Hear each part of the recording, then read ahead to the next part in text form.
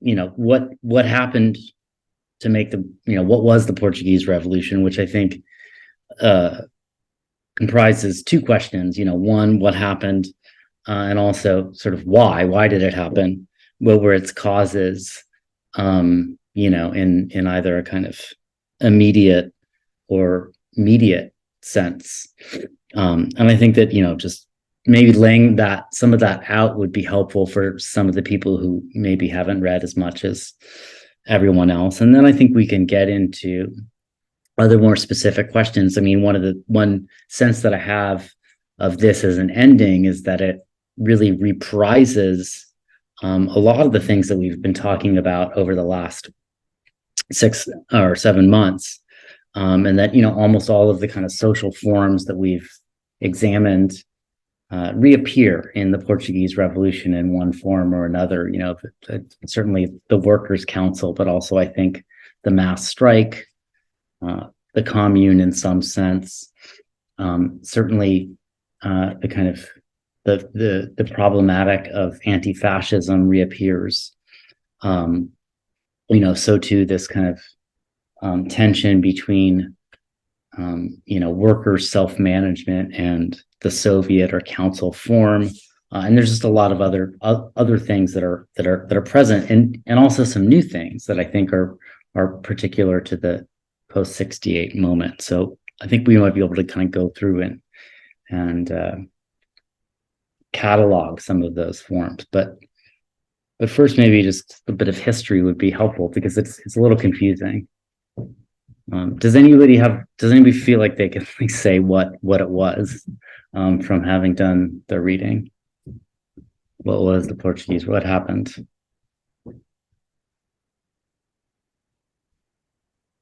I mean, it could be even the a 2-sentence version. It doesn't have to be the long 10 or 20 minute version.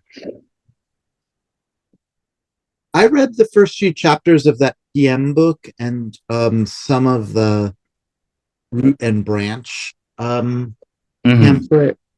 So, but I read the first few chapters of the PM, and then I sort of skipped around in an effort to try to get a little bit more overview. But I wouldn't want to I feel like I got whatever understanding I got is privileged to the earlier stages of that event. So I guess I say all that to say I'm not sure whether I could give a really good or an adequate, but I'd love to hear other people. So yeah, so I'm just mainly just affirming some background would be useful or some overview.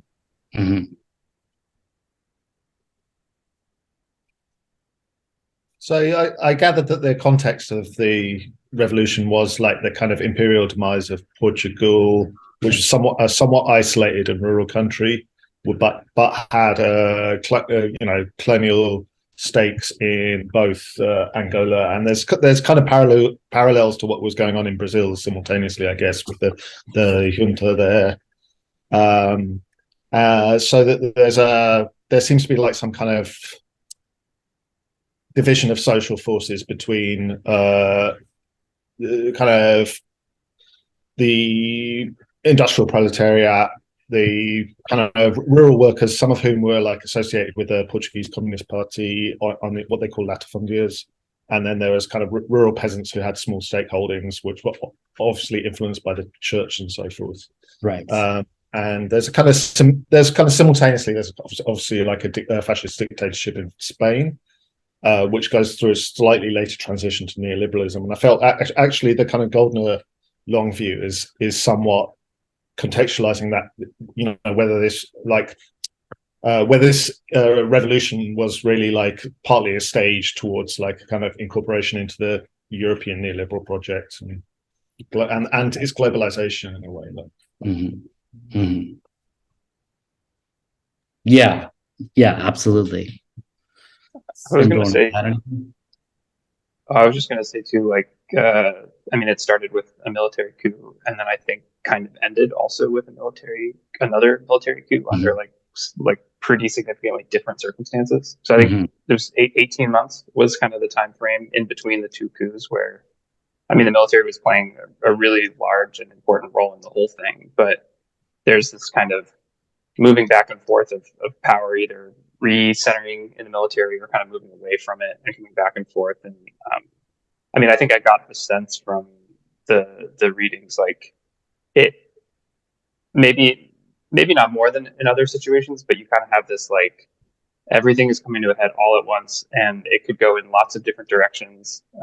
And there are just sort of these moments where, yeah, I don't know, things could have gone like pretty feasibly differently. But I do also think that it shared a lot of continuity with plenty of other like movements that were happening in Europe. But one of the things that I was particularly interested in was this, like, what happens when all of the soldiers from the war in Angola like come back and like they don't have a place to stay. They don't really have a lot to do. And you know, I don't know that much about some of these other like this period throughout Europe, but I know like in France there was like a somewhat similar contingency of people coming back from Algeria, and that this sort of like the return home from war and what that does for social movements or whatever was a component of this whole story that I thought was really interesting. And it sounded like basically there were divisions within the military that ended up playing out at different points in time, that had different political alliances or orientations. Yeah, for sure. Possibly because of that, because there were different class elements, and that there had been class frictions within the officer ranks of the military because of different incentives given at different points.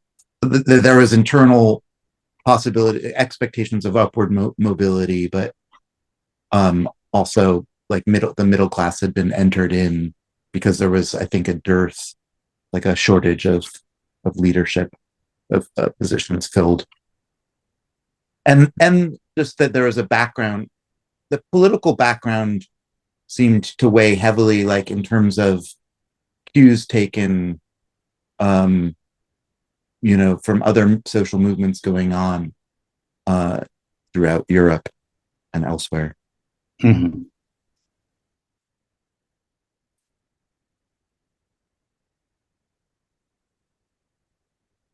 Yeah, so I think that covers a lot of it. It was, you know, the revolution was in some ways not originally a revolution and not supposed to be a revolution. It was an anti-fascist military coup whose original purpose was probably to save the military and the country from collapse in the face of a war in the colonies, a number of wars in the colonies, that Portugal was kind of holding on to really late in the game after, most of the other, European countries had essentially agreed to give up their colonies, right? And Angola and some of these countries were some of the last European colonies. And in that sense, they were kind of aligned with South Africa and part of this, kind of late moment of decolonization, which was really explosive, particularly in Angola and connected to kind of the South African liberation struggle. On the left had, the left in Portugal, to the extent that it was driven underground, but was really focused on decolonization and kind of ending the war. And most of the groups that had split from the Portuguese Communist Party had kind of gone over to this more or less kind of Guevarist mode of revolution, which was about kind of armed struggle and direct action against the military enterprise, and was often like led by people who had military experience, which was almost everyone in the country at that point, because kind of recruitment and the draft was so powerful, and they needed so many people to fight in this war, and so that's one reason why the kind of coup emerges from within the officer class. And it needs to be said, the armed forces movement was an officer movement; it wasn't a rank and file movement, and that kind of separates the mutiny in this case from something like Germany, where it really was the entire army collapsed. But a lot of the officer class were, and I think this is something that Ben alluded to, they were essentially everyone who was from the middle class who went to college would have to serve in the army, and then they would become officers. So a lot of the officers were just, people who were part of the kind of Portuguese middle class. And it is as if, the student movement in its entirety was composed of future officers, right? So to the extent there was any resistance in the universities, that became resistance within the army, right? Because almost the entire, graduating class of the university was being recruited into the army, and that caused real problems. So, and this was a country that kind of maintained a conservative, fascist orientation also very late into the 20th century. And it was a kind of fascism that led to a lot of backwardness, as it were, for the Portuguese economy. It had very low rates of growth, low industrialization, wages were low. It was, as Lauren Goldner says, a colonial power that was also a kind of semi-colony, right? And it was, the poorest country in Europe. And, prior to the revolution, one way that the country had, responded to that was by opening itself up to kind of manufacturing, to foreign capital, right? And there was a lot of these factories that was the beginning of a kind of industrial working class in Portugal to a real kind of extent. We're often, working for companies like Timex or ITT, companies that were outposts for foreign capital. And the shipyards too, which were kind of a big industrial center, they were also oriented towards kind of producing ships for a global market. So, Portugal, because wages were so low, became a place where you could do manufacturing that other countries with higher wages. So it's already this kind of moment of globalization, which is pretty interesting, right? That Portugal becomes this low wage export economy at the same time as it's like, most of the country hasn't even really made the agricultural transition.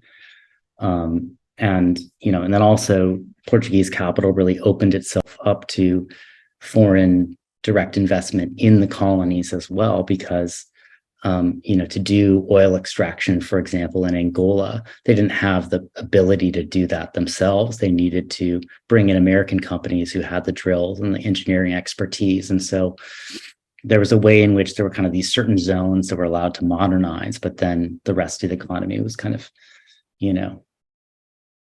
unmodern. The roads were never, the cities were never housemanized like other European cities. They were still kind of, still structured around this kind of basic 19th century model. And that was something that, of course, a lot of the middle class didn't like, right? And there was resistance to that. And so I think it's precisely correct to see some aspect of the revolution is about putting Portugal on, correct footing for development and, ushering in neoliberalism, as it were. And so that the kind of alliance between, this kind of Stalinist wing of the movement around the Portuguese Communist Party was oriented toward this kind of technocratic revitalization of the economy.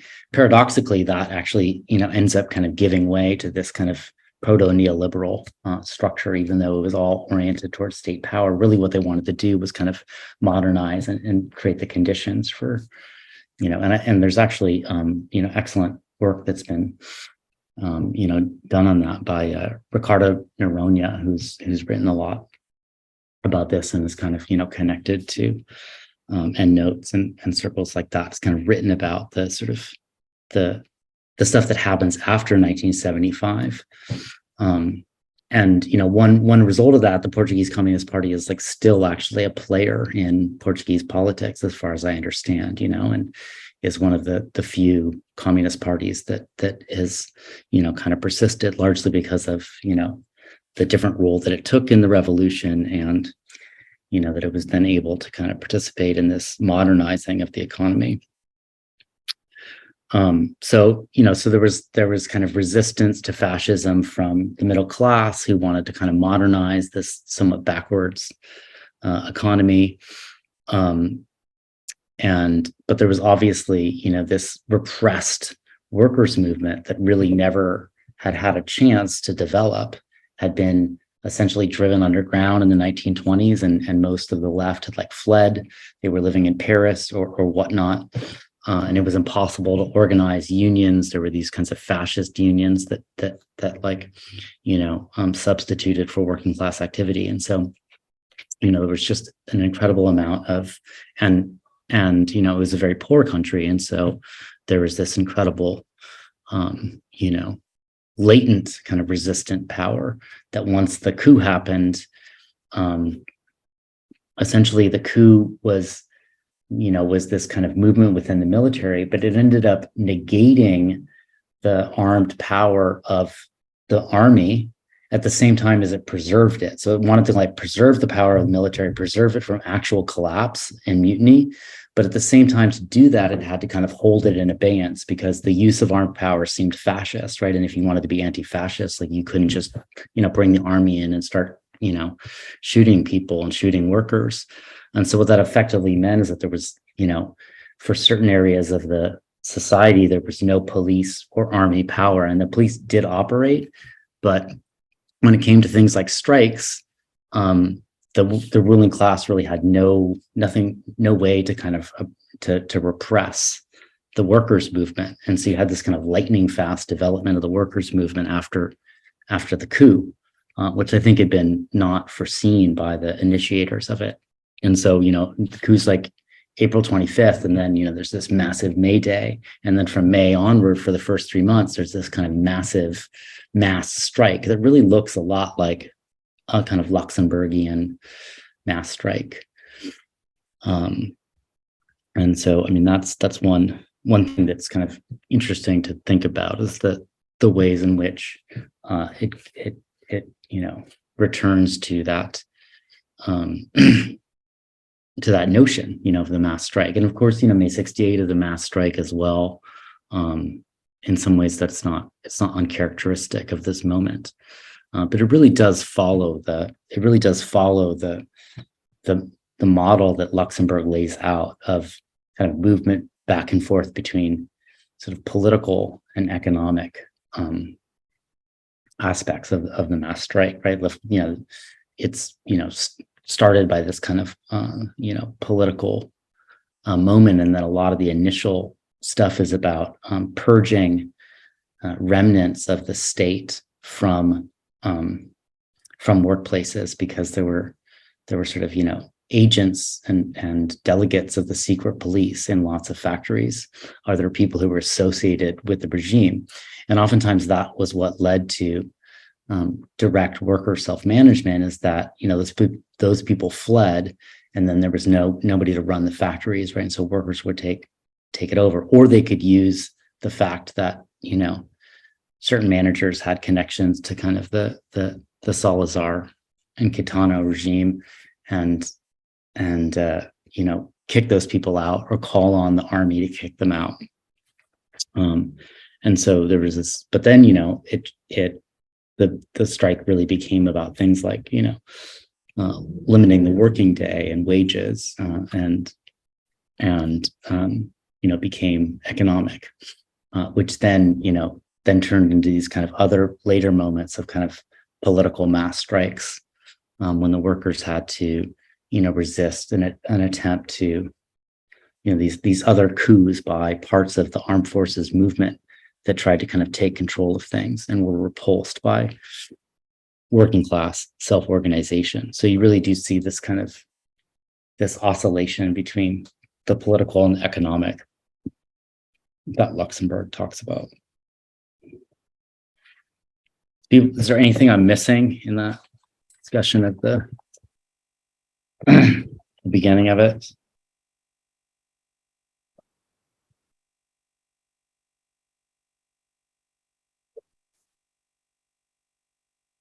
I was just curious if I can clarify that. So because of the there had been a kind of like repression of policing as not not wittingly by the initial kind of military juntas, but not foreseeing that, so that rather unintentionally provided like ground for the workers' movement and mass strikes to develop quite quickly and powerfully, because the normal mechanisms that a state might have to place limits on that kind of like worker movement activity had been delegitimated. Is that right? Yeah, I mean, but also specifically, it was about the destruction of the PIDE, the secret police, which was like the main thing that the revolution took out, and they destroyed that agency, and it no longer existed. And as far as I understand, that was the part of the state that was designed to repress the workers' movement. And so, street police still existed, but street police didn't shut down strikes for the most part. And so that meant that when the workers went on strike, if the employer wanted to stop the strike, and there was at the time no clarity about what the laws were around, unionization and strikes. It was kind of all up in the air. There wasn't really a kind of state to decide what was allowed. Then essentially, the employers would have to call on the army to come in and stop the strike, which it did in many cases, particularly if you read the kind of root and branch offering. There's really fascinating information about the strike at TAP, which was essentially the Portuguese transport airline. And we could talk about that in a sec. And there, the army did kind of militarize the strike and shut it down and eventually arrest some of its leaders. But in other places, they would come out, they'd be called out, and they'd start to fraternize with the workers, and they refused to intervene because the army itself was kind of polarized between this kind of identification with the ruling class and identification with the masses, and because you had these kinds of officers who may or may not be sympathetic to the cause of the revolution in various different forms. So there was no way to repress the workers' movement. It's not as if for as far as I understand, as if people could just go around doing whatever they wanted and not be arrested and put in jail. But the political prisoners were released, and the possibility of kind of repressing the political class directly, repressing activists, shutting down the workers' movement, that really didn't exist for the state, and that was a problem, right? So it allowed for this kind of, it essentially allowed for the situation where within that domain almost anything went. And also, people kind of took over newspapers and radio stations. There wasn't any clarity about what to do about that. And then housing occupations were allowed to kind of go forward. So the kind of absence of a kind of a sort of consistent repressive power was what enabled the revolution, basically. But it doesn't mean that there was no police. But there wasn't the right kind of police. And so, so it allowed all this really amazing, incredible stuff to happen that generally would not happen in other cases without much more violence. Because the level of violence, actually, if you look at it, is fairly low. It's a largely non-violent revolution, much more like 68 than Spain or something like that. The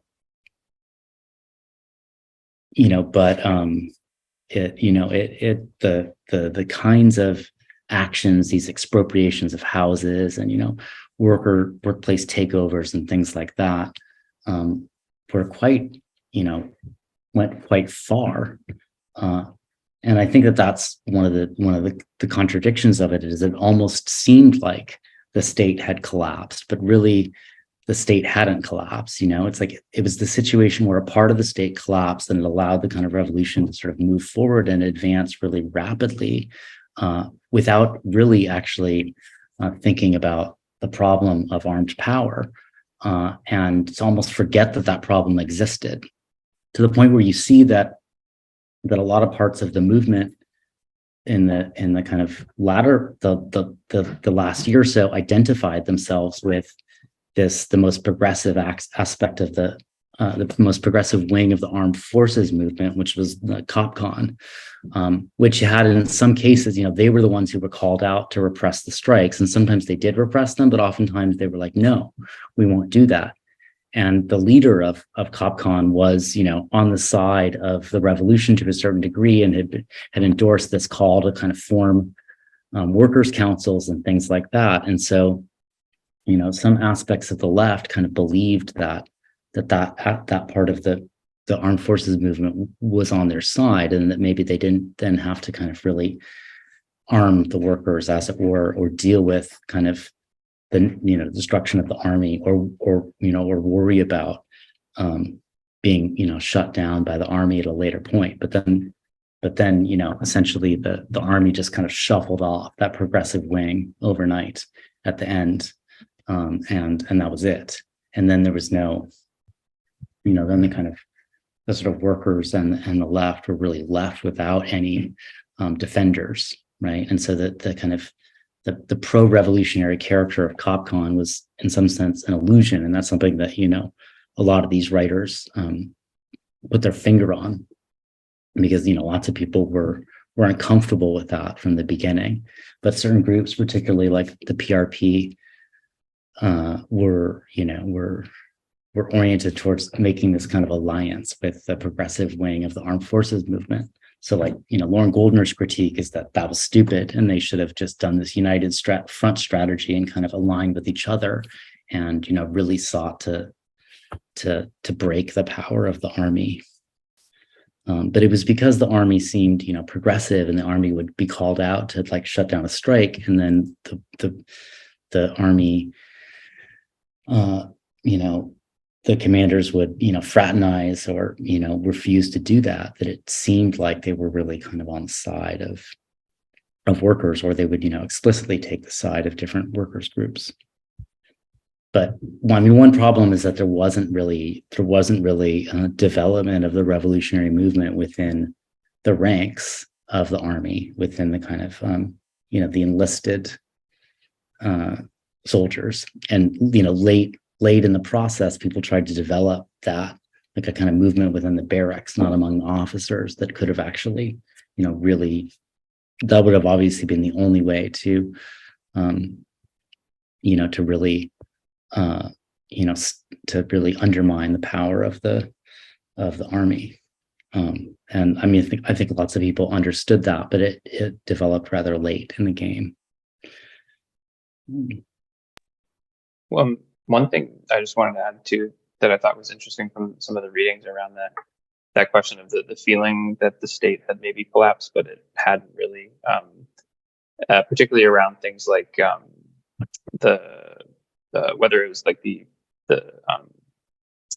squatting movements that were going on, was that there were, I forget what reading it was from, but the sort of the anecdotes of, okay, there's not really an effective police force or military to do anything about those things, and then so the state feels like it's kind of weak in that regard, but there's still the sort of compulsion to wage labor. So then you have like construction workers or other workers that are like scrambling for jobs because they need money still, and then they encounter the squatters at this it's like a crossroads of the sort of the social dimensions of this movement, where they're like, well, we need work, and they're like, well, we need housing. And then you have theoretically these sort of different faces of the working class that are then pitted against each other under these they're sort of compelled to see each other at odds.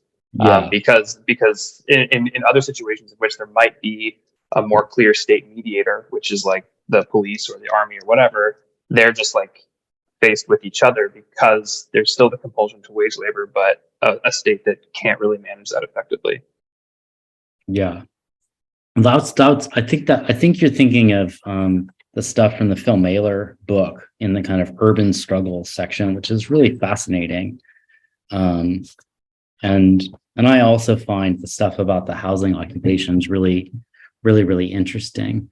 and seems to me a very kind of modern and contemporary aspect of this revolution. One of the ways in which it's almost as if, the Portuguese Revolution runs through all of the kind of history that we've covered so far, So in one sense, it's like a 1905 mass strike in which, because there had been no workers' movement to speak of, all the things that the workers' movement was trying to do in 1905, like form unions and limit the working day and achieve suffrage. I mean, those are sort of primary tasks that are still tasks for the workers' movement.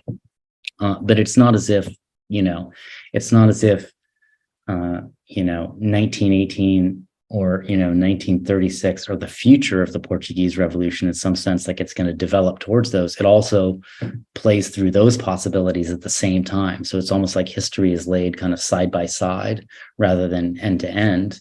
And it's like a montage of moments of from the 20th century. But then it's not just that either. It's not as if it's just going through all the possibilities, through to 68. It's also kind of already sort of hearkening forward to things that that are now like that are now the bread and butter of contemporary struggles, like kind of the physical occupation of space, which is now like pretty much what revolutions are about.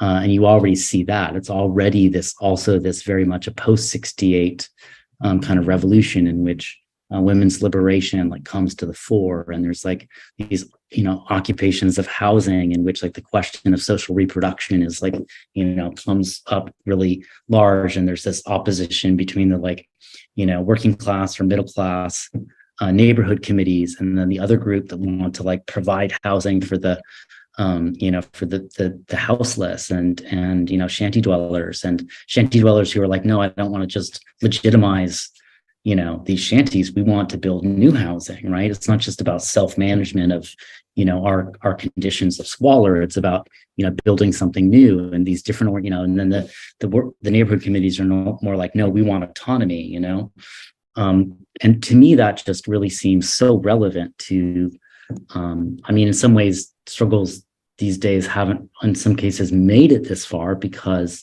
we rarely see the kind of collapse of policing power to the degree that you see in this case, but in some ways when they do, it will look like this to some degree, right? These are the issues, like obviously revolutions these days are going to be as much about housing as they are going to be about work and workplaces, and so I think that's just really fascinating. Like I thought, just to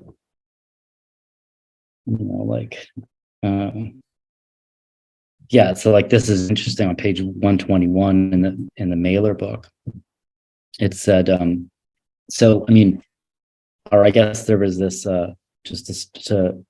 to back up, there was the Servicio de Apoyo Ambulatorio, a semi-governmental agency geared to assist the urban struggle, right? And it says many revolutionary militants joined the semi-state SAL, radicalizing it considerably. SAL's unconditional support for occupations, for example, was not at all what the government had in mind. An endeavor to split the organization took place in November 1974 with an attempt to set up a parallel but more reformist group, SOC. Despite its left image, it was only after March 3rd, 1975, and the purging of the new conservative president of the FFH that Saul actually sought to take on a mobilizing role, helping in the setting up of neighborhood committees. And that's interesting. Like there's these moments of kind of radicalization, and they mostly follow after the attempt by the right wing of the MFA to take power, like, General Spinola, who was this, essentially this kind of like, colonial army commander who put himself at the head of the movement. And then when things got too radical, tried to kind of shut it down and, was meeting with Kissinger and all this kind of stuff. And then, and he attempted 2 coups and after each one, there was this kind of moment of radicalization, but, and where, because they've been shut down, then the kind of the occupations and workplace takeovers kind of accelerated.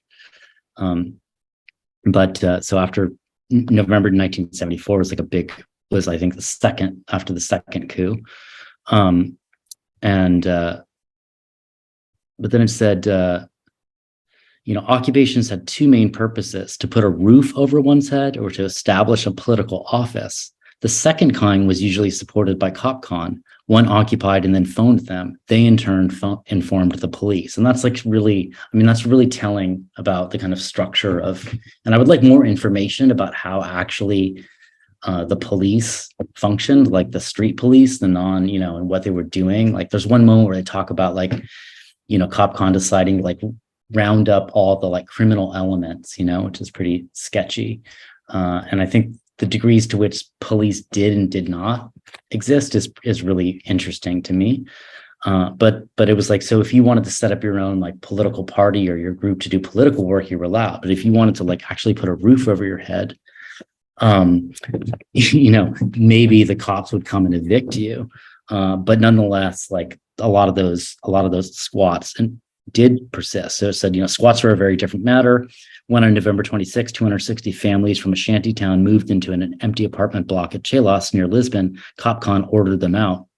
The families held their ground. CopCon had to back down, right? Because it was this ambiguous thing. And like, maybe the leader was like, no, we should shut that down. But then when the officers went out, they were like, actually, we we're down with this. And, and that was always that's the old model of, of revolution, like in 1848 was fraternization, right? That's what the in the original like descriptions of the purpose of the barricades was that it wasn't just to stop the army from coming in, it was to produce this kind of closeness between the army and the revolution, which could allow for the revolutionaries to fraternize with the soldiers, and that they would come up to the barricades and they would get close enough to the people to actually like realize, oh, we're gonna have to kill these people, and that the barricades were for the purpose of kind of fraternizing. And one idea, like the whole project of Haussmannization, was about making that impossible to happen, like not making it possible for the revolution to kind of fraternize with the army, and particularly with the kind of the rank and file of the army, because it then they wouldn't shoot them. And so, you want to be firing cannons from far away, right? Where you don't have to like actually look at the people you're killing. And so it just, again, it's pretty interesting. But yeah, so, and then, so there were these kinds of, takeovers of empty buildings. Like here's the description of the kind of shanty dwellers moving into housings. Here's some houses have been empty for 18 years and are still in good condition. 18 families who occupied such houses have signed contracts with their landlords. But some landlords won't do it. Some get court orders. Some see their lawyers and decide to rent the houses. Rents vary from 500 to 1,500 escudos per month. If the residence committee set up to defend the occupations could be legalized, we could summon the landlords, and if they refuse to turn up, we could penalize them, even arrest them. But as things are, we can't go any further as we don't have the powers. If they've kept their houses empty for so long and never made improvements, it must mean they don't need the money. We are the ones who need the houses. We are on the brink of a revolution. In my view, there is going to be bloodshed between landlords and occupiers. I have 6 kids and a 7th in my belly. I will go with all 7, and a house will have to be arranged for me. The house I'm in now is owned by a guy who owns banks in Brazil. He says he wants to demolish it and has permission from the council. This shows that the rich still have the law on their side. They have influence inside the council. Nobody at this moment should evict us. If the police tried or started shooting it, it would lead to riot. CopCon would then have to decide which side they are on. So, and then it talks about how there was like another group that got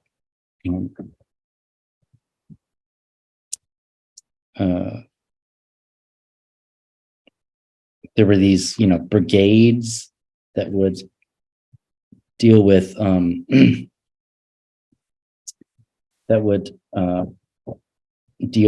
kind of common problems like water and power and organizing the neighborhood. And then there was this other group that kind of the kind of inter, which was not oriented towards housing committees, but kind of transforming. It says, and Inter was critical of the revolutionary autonomous neighborhood committees, whom it termed bourgeois. This is not strictly true, though the respective areas of concern were clearly different. Inter would have nothing to do with the parties who come here to ruin the work which we ourselves have done.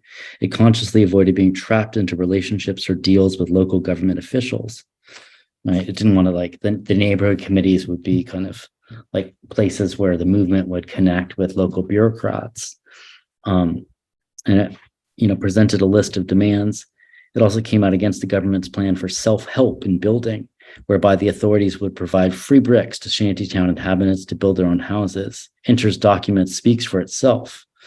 And then the document talks about like this demand to kind of, we demand that new boroughs be built in places which concern us where we live today and where most of us were born. Workers are being moved to the outskirts of the city because others want to build shops and offices in the center. The government speculates on land.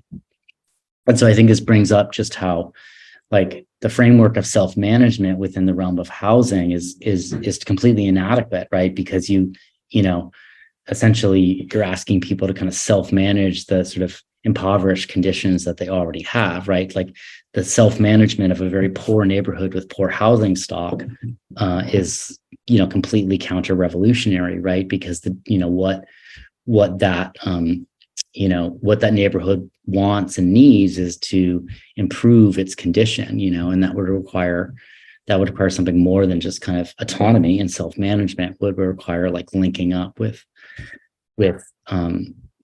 workers or people who had access to means of production that could actually like transform and build to not just getting free bricks, but more than that, right?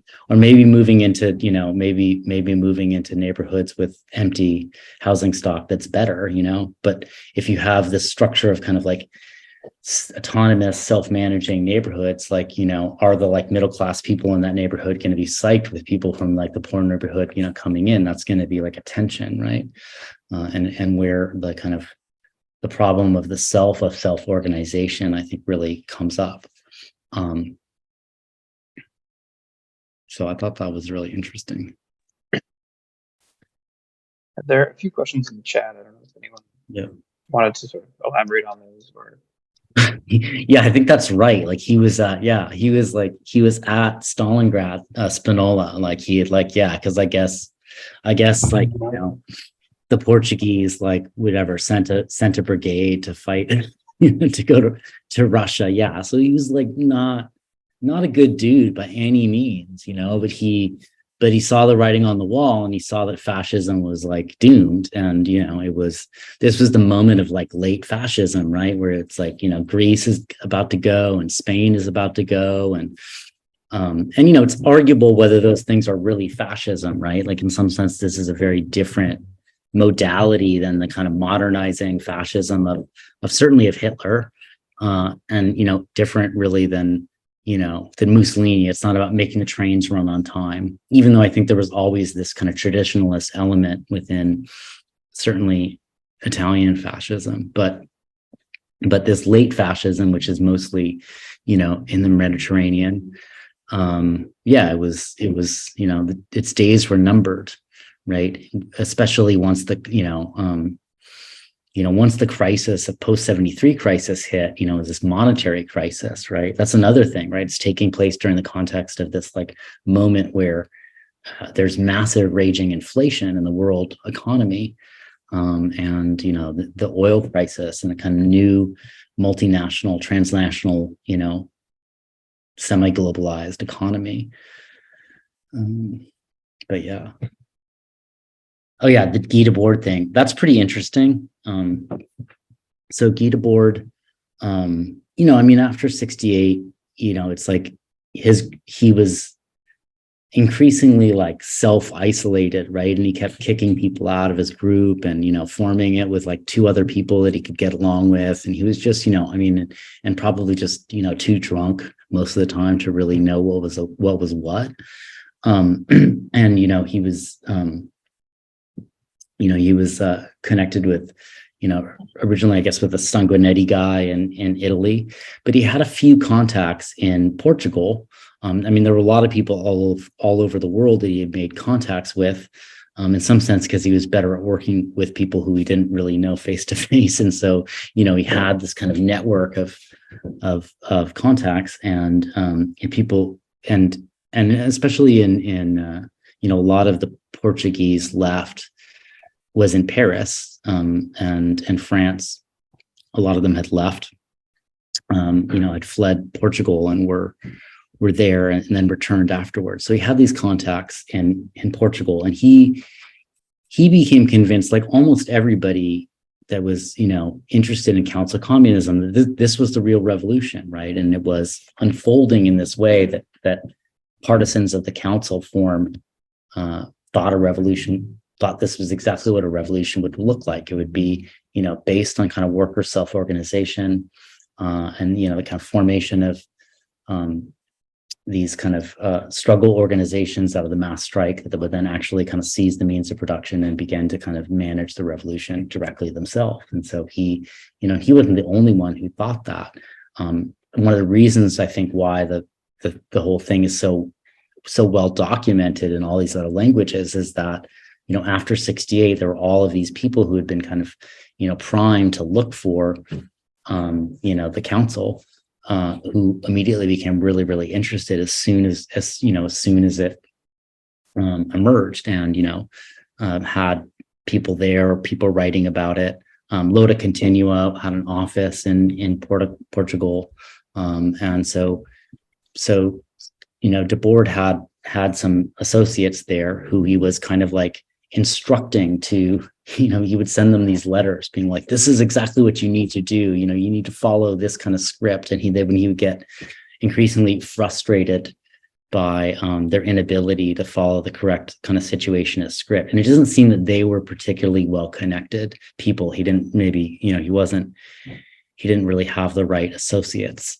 But he identified the movement. And so he had this kind of, this sense that Portugal was the real thing. And then he got kind of frustrated with the revolution. There's a really interesting article about this called Letters from Glaukos by Ricardo Noronha. So the name of the writer. And that details. It's an HM. I think it might be on the syllabus, but it's quite interesting. That kind of yeah.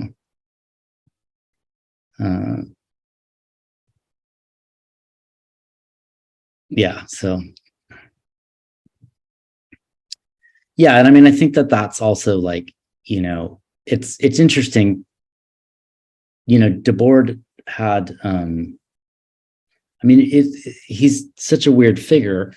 In the one sense, he has this kind of idea of being a kind of mastermind, which in some ways is like, I don't know, vanguardist. In some way, like he really did think that he could like lead things, but he didn't want to be. He didn't really want to be, a leader. He wanted to be a kind of provocateur, right? He's still an avant-gardist, right? And so he had this whole thing where he wouldn't come to Portugal unless he was invited by a true autonomous workers organization. He's like, I'm not going to go there and just be this person who like shows up and tells people what to do. I'm only going to come if I'm invited. And yet he really thought that he knew exactly what needed to happen in the sequence of events that needed to be followed. So I do see it as a kind of moment of his increasing kind of political senility after I don't know, 68, and his turn towards kind of just in essentially a very paranoid way of looking at the world. yeah, this is the moment where he just thinks like everything is a kind of operation of power, and he sees this kind of conspiratorial manipulation everywhere. Um,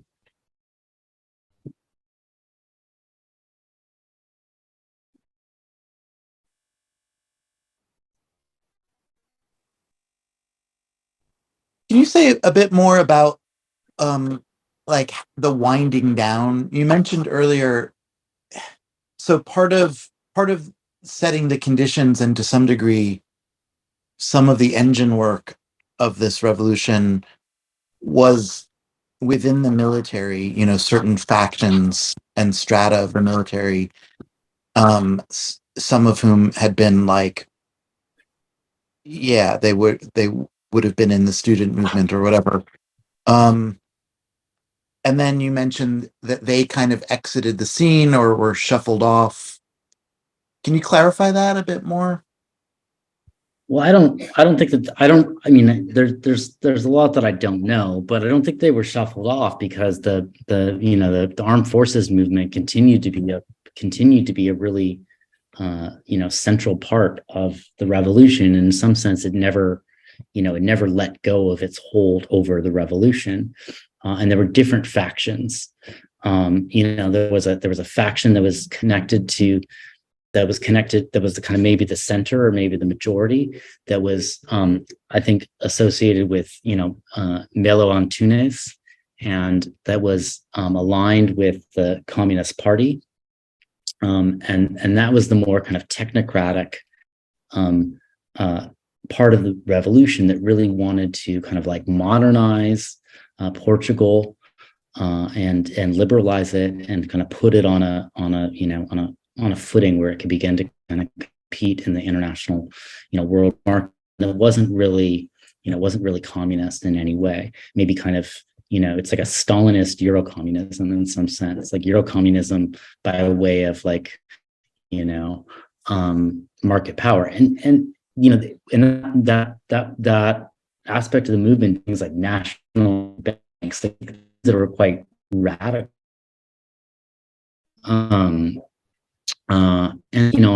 I don't really know about who was who, but a lot of the Portuguese middle class were oriented towards that, and there also was the kind of socialist party that was in some way outside of things, and that was the site for kind of just broad liberalism in general. And certainly I'm sure that a lot of middle class people were aligned with that as well. But there was, what they shuffled off was CopCon, which is the most progressive aspect of the armed forces movement. That was also, it was like set apart. It was set out to be the part of the movement that would be the police force, but it was a very ambivalent police force. And would it go out to stop strikes? Sometimes they would not do it, and that led many people within the kind of revolution to think that CopCon was a kind of pure ally of the revolution, to the point where, as far as I understand it, the PRP, which was this kind of group that had started off as a kind of armed struggle group of a kind of Guevarist orientation, and eventually moved towards some kind of like, I think, Luxemburgist council communist position, where there was still a role for a party, explicitly aligned itself with CopCon, and were apparently being kind of like given arms by wings of CopCon, and really thought that they were, to do a real revolution with that wing of the armed forces movement. But then, but the whole armed forces movement had this like larger kind of council structure, sort of like a committee of safety at the top, as it were. And that committee of safety just was like, when things kind of rose to this kind of like confrontation between CopCon and everything else. They just abolished it overnight, and it was gone. And no one. It was a lot like Chile, you know, where all these people had talked tough, and they were like, "Yeah, we've got guns, and we're gonna resist. You know, we're gonna resist when the right wing of this movement comes for us. We're gonna pick up our arms and we're gonna fight." You know, but no one did, and you know, it just was kind of that was it. And so, you know, that in hindsight looks like a, you know, deep illusion that you know, CopCon was on the side of the revolution. At least that's, you know, the conclusion that, you know, Lauren Goldner and Phil Mailer and, you know, Charles Reeve, all three of the writers that we look at for today, you know, they all come to that conclusion. It's like, you know, why did you think the army was going to be on your side? You fucking dummies, you know? And so, yeah. Some of that be attributed to sort of the class incoherence in CopCon, that there were confused loyalties and like, yeah, yeah, I would imagine. I don't really know enough about it because you know, what I would like to know more is like what exactly it looked like when the army came out, and then people fraternized. Was it officers who were like, "Hey, these people are good," or was it like the rank and file who came out, you know, who were like, "No, I'm not going to shoot," or "I'm not going to do this"? You know, who was it that actually, you know, identified? I mean, there were these moments. There's some really, really fascinating stuff in both of these accounts, but particularly the. All right, yeah, it's a little quieter now. So yeah, all this stuff about the radio stations, which brings us back to the stuff we were talking about, I think, with 68 about, you know, whether they should take over the radio stations or not, and then the newspapers. And these kinds of struggles over that. So like CopCon came out and was supposed to basically shut down Radio Renaissance, which was like, you know, this radio station, I guess it was the biggest radio station, and it had been, you know, a Catholic run radio station, and then it was taken over during the mass strike by its workers. And then there was this conflict between the like people who actually made it run and the editors were like, wanted to keep it under kind of, you know, the control of the Communist Party. And then the people who actually worked for it, you know, wanted to open it up to be a kind of open to the entire revolution, to kind of, you know, like anybody could come and produce something for it. And then the workers came out, and the CopCon came out to kind of, I think on the side of the editors to kind of shut down this strike of the people working for it. But then they ended up, you know, fraternizing and siding with the strike at the station and sort of allowing it to go forward on this more kind of autonomous basis. And I'd like to know what that actually really looked like. Who was it? You know, was it officers? Was it rank and file?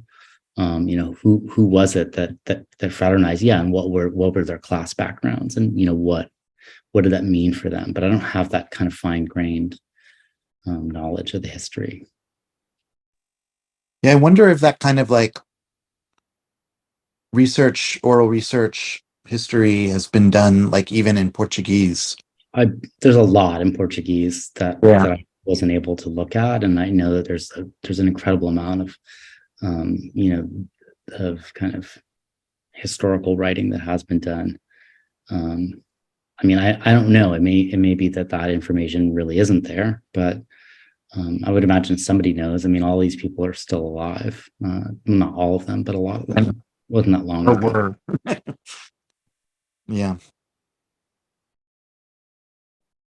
I'd be curious what people think about. This is maybe shifting gears a little bit, which we don't have to do. But I was just curious about the like the Communist Party, right? Like sort of the Stalinist bring like chunk of the Communist Party in that sense.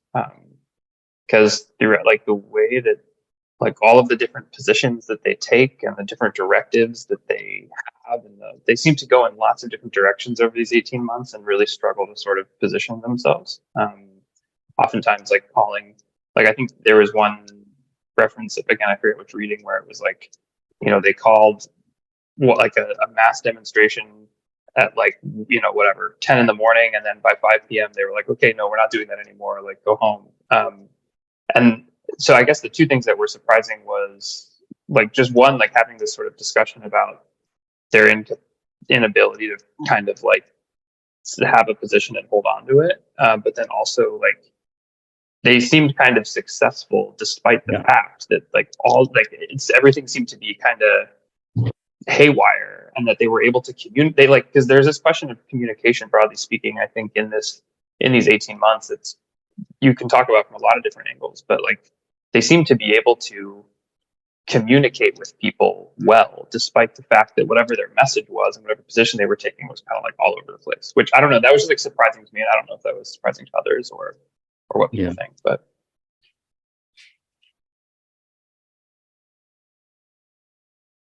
yeah, I agree that I get that sense too. And I mean, they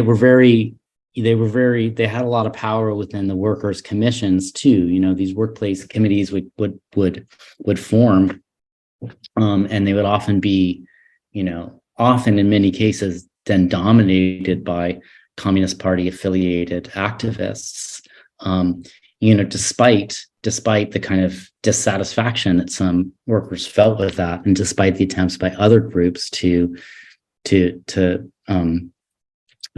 them out, and thus this kind of very sectarian kind of unfolding happened, where it became about different groups, fighting for control over workers' self-organization, which is sort of a dead end. And I think both the Mailer and the Charles Reeve piece, criticized that as a kind of attempt that there was, there was the Communist Party, and then there were the Maoist groups and the kind of maybe more ultra-left groups who would kind of fight them for control. And that never seems to work. And it's unclear exactly why in this case, but it seems a lot like, in the German Revolution, where even though the German working class didn't have a lot of faith in the SPD and the trade unions, they often kind of stayed with them because of inertia and because just a sense that was what was familiar, and at least they would get something, and it may have been what was operating, so that the PCP had a certain name recognition.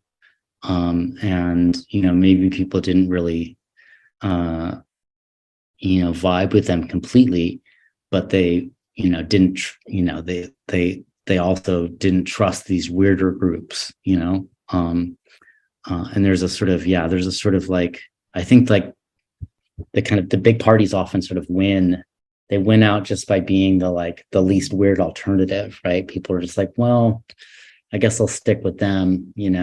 They're not great, but at least I know that I know what shit I'm getting here. Whereas with these other groups, I probably am just going to get some person who's pretending not to be a bureaucrat, but he really is one. I'm not sure ultimately, but that does seem to be, they had a certain cachet, right? They've been around, and certainly, with the kind of unions that existed, they were, all connected to the Communist Party. So they did a really good job at kind of getting themselves into all of the kind of positions that were the positions of power early on. Oh yeah. Yeah, and this guy is hilarious. So he was in that group, Loire. Who is this guy?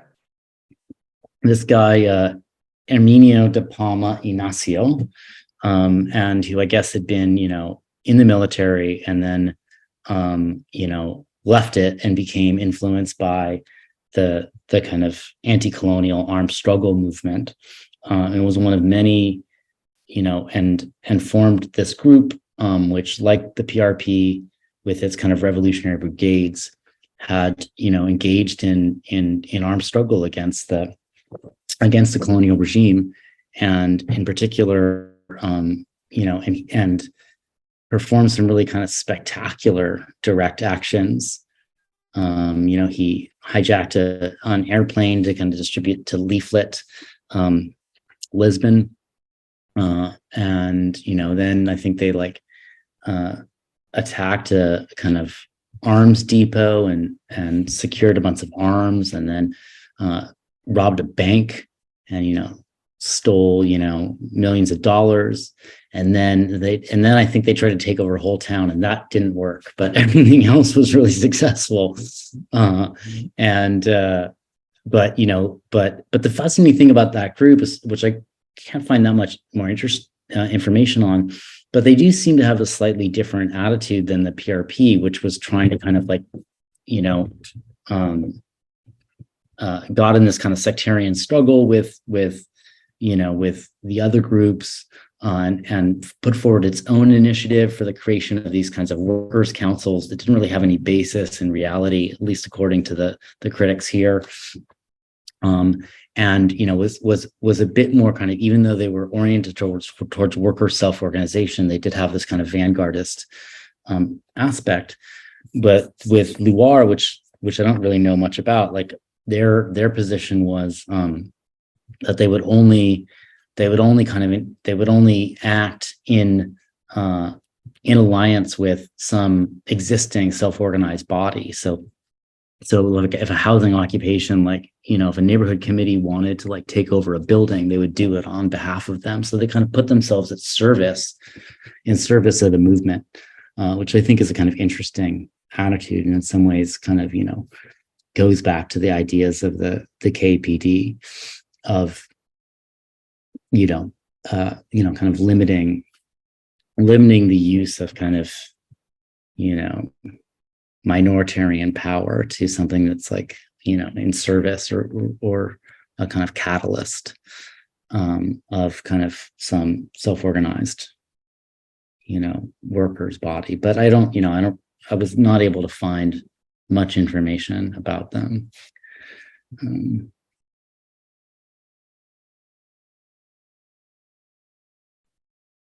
I guess just a follow-up question about the power of the Communist Party in Portugal at the time.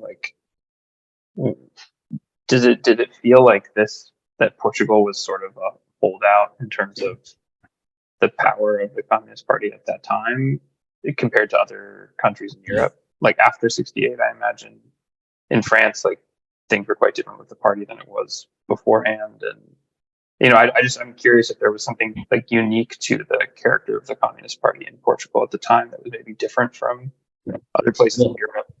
Yeah, it was an underground party. That's the thing. So it was entirely an underground party, and that was part of the cachet, was that they had, its members were a lot of those members were in prison, and they got released afterwards, or they were in France, and so it, unlike the other Stalinist parties that had the chance to sell out, they never did, because there was this kind of active persecution of the workers' movement entirely, and especially communism. And I think that may speak to the cachet they had, right? A lot of people, they had spent time in prison, and they'd really put the work in, and they'd been directly repressed by by the Salazar regime and its antecedents. So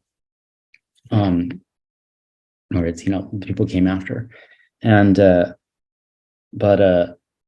so yeah, I think that's the big difference. And I don't really know ideologically what difference what different positions they were kind of taking with regard to other European Stalinist parties. But yeah, they just had a completely different position than say the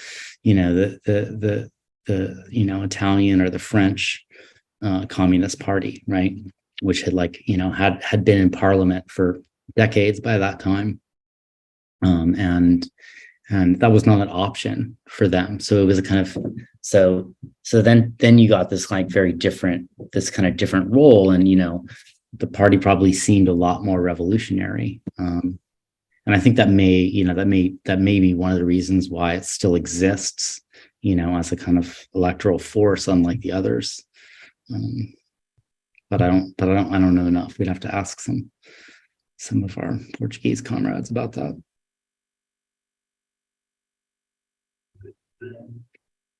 Like, it hadn't had the chance to be integrated into the state, or at least into the electoral arena of kind of normalizing politics.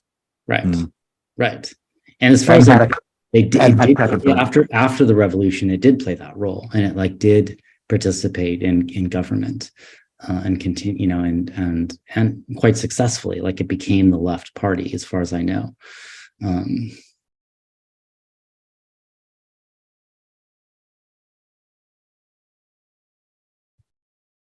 Yeah, so it was like kind of that's what I think of it as, like this kind of lightning fast, like, the Portuguese Revolution in 18 months. It like runs through all of these, it like does a speed run of the 20th century of like all this stuff that other groups did, but it's not really like that, because it's not in order, and it's not, history doesn't follow this developmental course. It's just like different moments out of order, and it's just this kind of jumble or montage of the 20th century.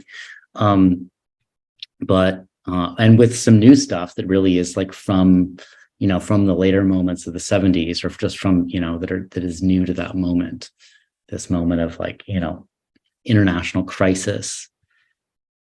And then there's also just, in some ways, I don't want to make it seem as if it's just everything else and there's nothing exceptional to it, because in some ways it's also very exceptional, and maybe that's why it reflects everything else so well. It's because it is just this weird particular thing in this country that is like no other country, and that has a very particular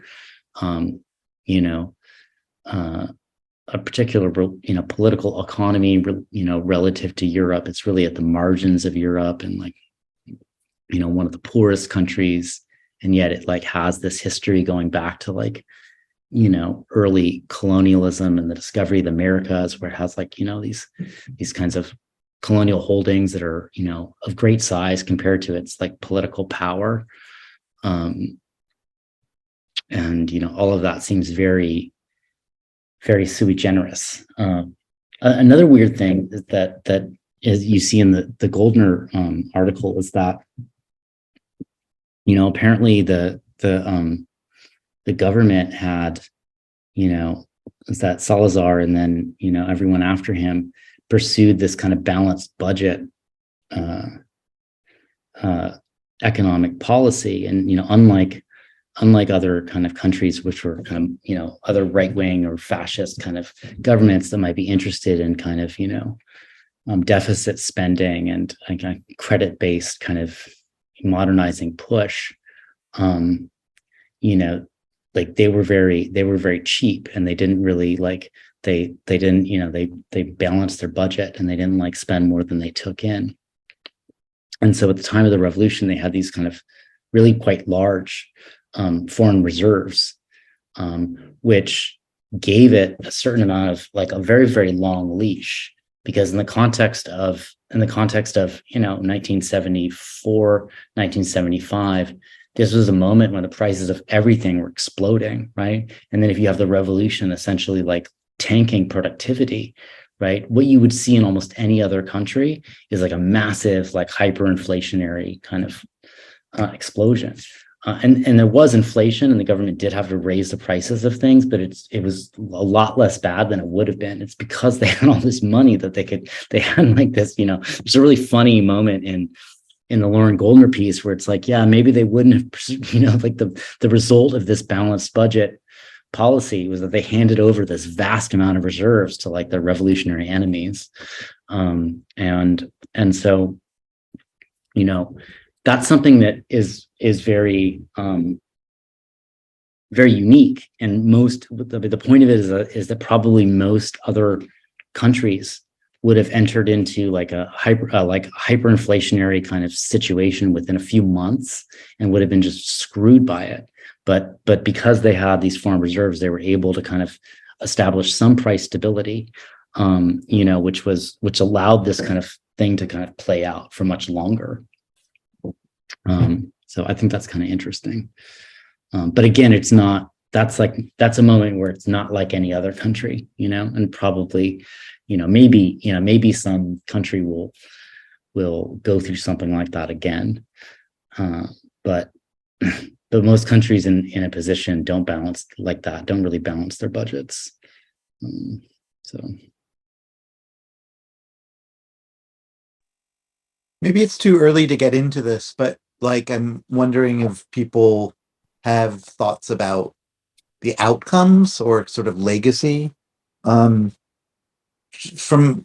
maybe my understudied view, it seems like functionally in the long term, if we want to use these kinds of dichotomy, it obviously had massive proletarian elements while it was going on, but it functioned as a kind of bourgeois revolution in terms of modernizing the state and some aspects of the economy.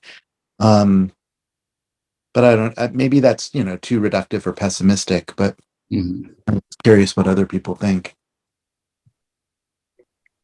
Yeah, there seems to be certainly elements of modernization. There's kind of there's developmental lag because of this kind of weak bourgeoisie that is fascist and colonial, and there's obviously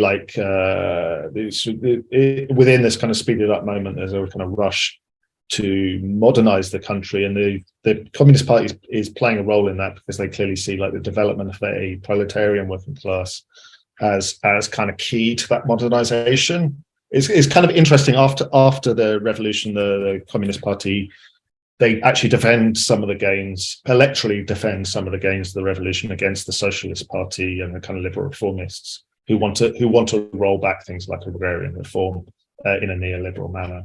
So there's this kind of there's high level of illiteracy in Portugal in post-war period compared to other countries. And there's even in the revolution, you see there's kind of the various factions attempting kind of literacy programs in order to inform people about what's going on. So I think there was a kind of the way that the revolution gets the golden is good on how it gets diverted into a kind of the modernization of the country gets diverted into kind of a more general movement within Europe to eliminate what had been these kind of the fascist countries of the South that remained in the post-war period. Mm-hmm. Kind of reintegrate, if we think of the European project as somewhat like neo-colonialism in the last instance, as we've seen in Greece in recent years and so. Yeah, I agree with that. Yeah.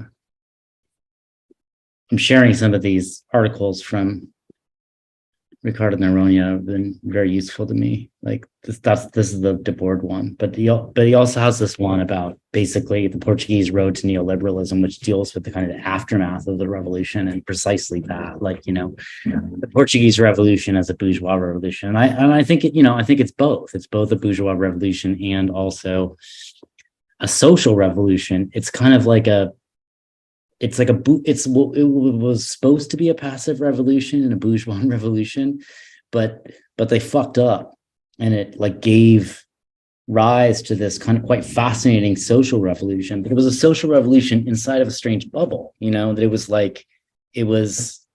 it was contained, but contained in this way that actually made it really, really fascinating and interesting, and in some ways pushed further than other kinds of things because of this weird thing with the army where it negated violent power but preserved it. And I don't really fully understand it, but I think it's it's both. In some way it was very limited but also very expansive. There's one more article here.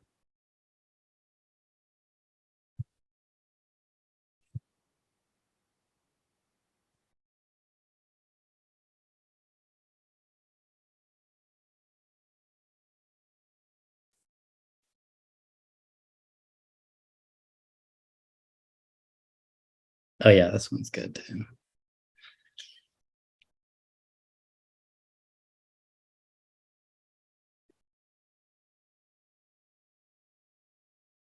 These are all really good.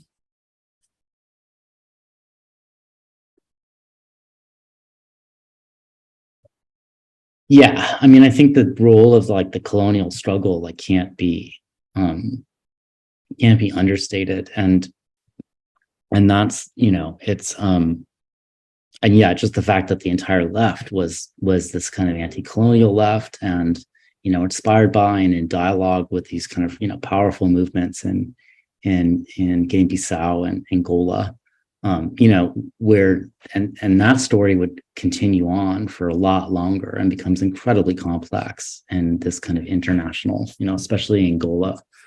And the other thing that said, like, the coup, they originally didn't want to give up the colonies. They had to be, their hand had to be forced. Like, the coup wasn't like, oh, we're going to end the war and give up the colonies, or like, no, we're going to end the war and try to negotiate some kind of like way of still, contain, like having like protectorates or something like that. And it was only, eventually they realized that was like hopeless. And so there was all this fight within the revolution, as it were, about whether it was going to be decolonial in any interesting kind of way, and in any real way. And and then there were all these kind of pissed off, settlers or people who had been part of the army who were really committed to the kind of empowerment that they found in that. And that's similar to the kind of Algeria case. And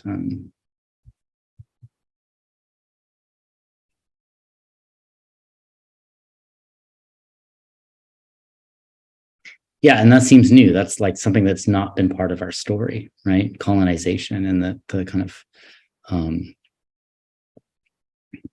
the other thing that's new is just this like international division of labor, and in the section of the Phil Mailer book where he talks about the problems in the workplace committees and like how, and this is something that comes up particularly in Argentina, in 2001, 2000, is that the companies that passed into worker self-management were often, there were different reasons. Sometimes they were ones that were like failing, but sometimes there were ones where like the bosses just fled because they were essentially, international capital. And so you had these kind of companies that were sort of orphaned by international capital, but not able to really function because they were designed to produce something for export. And so what do you do? What does it mean to take over a workplace like that? That is a kind of new question that really belongs to our contemporary era. And then in some sense, like wasn't really on the table in, Germany in 1918, even though, there was production for an export market. It's really a much more kind of modern situation, where that really showed the limits of, a certain model of kind of worker self-organization that just thought we take these things over and then we start to run them for ourselves, together, without money. And it became immediately clear that wasn't, going to be how it worked.